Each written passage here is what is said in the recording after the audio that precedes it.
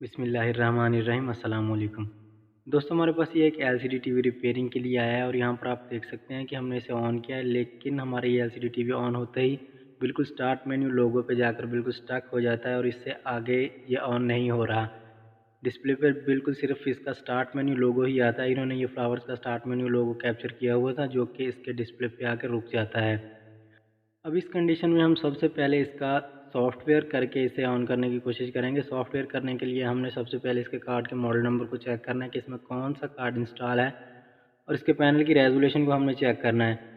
इसको चेक करने के लिए हमने इसे ओपन किया हुआ है और यहाँ पर आप देख सकते हैं कि इसमें TR85.031 का कार्ड लगा हुआ है, T.R85.031, और पैनल की रेजोल्यूशन के लिए हमने पैनल के यहाँ पर मॉडल नंबर को देख लेना है कि इसमें कौन सा पैनल है। यहाँ पर आप देख सकते हैं कि M170E08 L01 इसका मॉडल नंबर है। हम इसे इंटरनेट पर सर्च करके इसकी रेजोल्यूशन देख लेंगे। ये नॉर्मली पैनल है 17 इंच का, लेकिन फिर भी हम यहाँ पर आपको दिखाते हैं कि हमने किस तरह से इसकी रेजोल्यूशन को चेक करना है इसकी पैनल की PDF फाइल को डाउनलोड करके।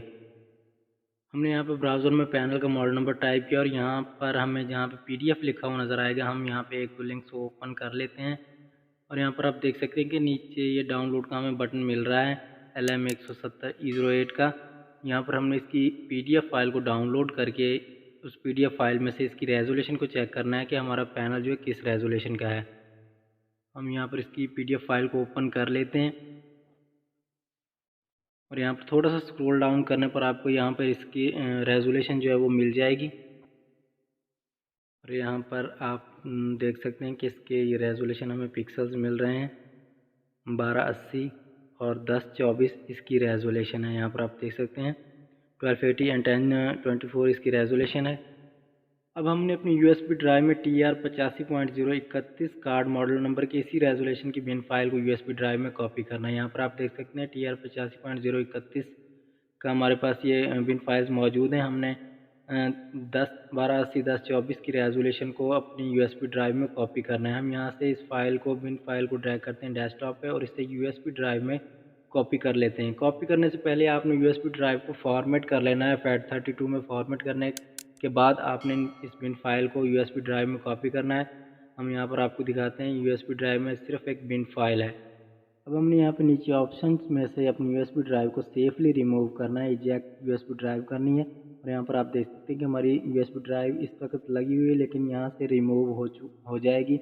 इसके रिमूव होने के बाद हम USB ड्राइव को निकालेंगे और हम इस कार्ड में अब USB ड्राइव को लगाते हैं जिसमें हमने सॉफ्टवेयर को इंस्टॉल किया है। जैसे ही हम इस USB ड्राइव को अपने इस कार्ड में लगा के इस कार्ड को पावर ऑन करेंगे, पावर देंगे, तो हमारे इस कार्ड की जो LED लाइट है, जो IR के साथ LED लाइट लगी होती है, वो ब्लिंकिंग करना स्टार्ट हो जाएगी।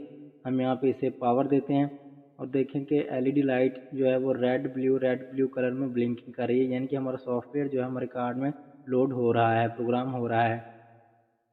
और यहाँ पर चंद सेकंड के बाद ये LED लाइट जो एक ही जगह पर रेड कलर में आकर स्टॉप हो जाएगी। उसके बाद हमने कार्ड की पावर को ऑफ करना है। यहाँ पर आप देख सकते हैं हमने LVDS कनेक्टर को यहाँ पर नहीं लगाया, हम कार्ड में उस रेजोल्यूशन का सॉफ्टवेयर इंस्टॉल कर रहे हैं। बाद में हम LVDS कनेक्टर लगा के इसको डिस्प्ले करके चेक करेंगे।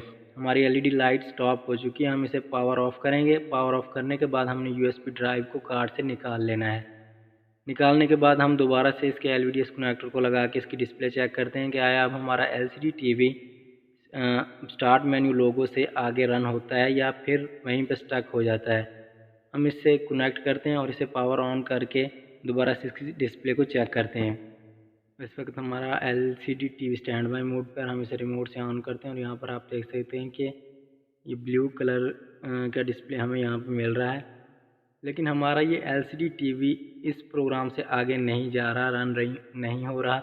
यानी कि पहले जो कंडीशन थी इसकी, जो उन्होंने कैप्चर किया था लोगो इसका, उस लोगो पे आके हमारा टीवी स्टक हो जाता था और इस कंडीशन में भी ये बिल्कुल स्टार्ट मेन्यू पे आकर ही रुक रहा है हमारा ये LCD टीवी, इससे आगे नहीं जा रहा।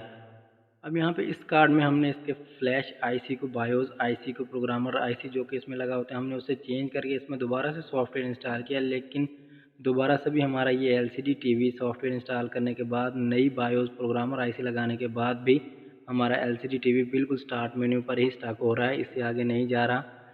और इस कार्ड का जो मेन आईसी है बिल्कुल लाइटली हीट हो रहा है, ज़्यादा हीट नहीं हो रहा, लेकिन बिल्कुल स्लो लाइटली अंदाज में हीट है। दोस्तों फ़िलहाल के लिए हमने कस्टमर को एलसीडी टीवी में न्यू कार्ड इंस्टॉल करके इसे ऑन करके दिया है। हमने ये कार्ड रख लिया है। अगर हम इस कार्ड में फ़ॉल्ट को ट्रेस करने की कोशिश करेंगे, अगर हमें इसका फ़ॉल्ट मिलता है तो हम आप दोस्तों के साथ इसकी वीडियो को ज़रूर शेयर करेंगे। दोस्तों वीडियो अच्छा लगा तो वीडियो को लाइक और शेयर ज़रूर कीजिए, और अगर आप हमारे चैनल पर नए हैं तो चैनल को सब्सक्राइब करने के साथ साथ नोटिफिकेशन बेल घंटी को दबाकर ऑल पर क्लिक कीजिए, क्योंकि हम अपने इस चैनल पर एलसीडीज़, एलईडीज़, टीवीज़, कंप्यूटर्स के मदरबोर्ड, कंप्यूटर्स की पावर सप्लाईज़ के बारे में वीडियोज़ अपलोड करते रहते हैं। अब तक के लिए इतना ही, मिलते हैं नेक्स्ट वीडियो में। अल्लाह हाफिज़।